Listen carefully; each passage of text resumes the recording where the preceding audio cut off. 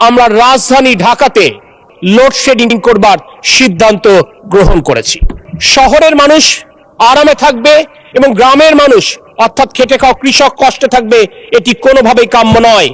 গতকাল বিদ্যুতের সর্বোচ্চ যে চাহিদা ছিল সেই চাহিদার প্রায় 16,000 মেগাওয়াট, তার বিপরীতে গতকাল আমরা বিদ্যুৎ উৎপাদন করতে সক্ষম হয়েছি 14,126.35 মেগাওয়াট, অর্থাৎ আমাদেরকে 2086 মেগাওয়াট লোডশেডিং করতে বাধ্য হতে হয়েছে।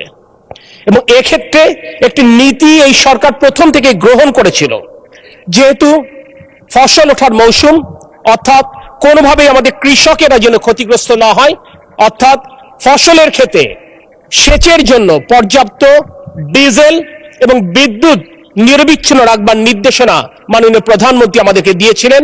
আমরা সেটি নিশ্চিত করবার জন্য আমরা চেষ্টা করে যাচ্ছি। এরপরও দেখা যাচ্ছে পর্যাপ্ত জ্বালানি সরবরাহের অভাবে হয়তো বা কিছু কিছু জায়গায় লোডশেডিং হচ্ছে।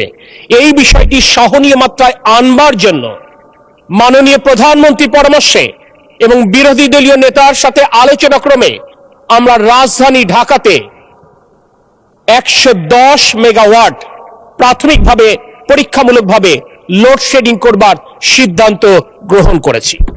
আমরা মনে করি শহরের মানুষ আরামে থাকবে এবং গ্রামের মানুষ অর্থাৎ খেটে খাওয়া কৃষক কষ্টে থাকবে, এটি কোনোভাবেই কাম্য নয়।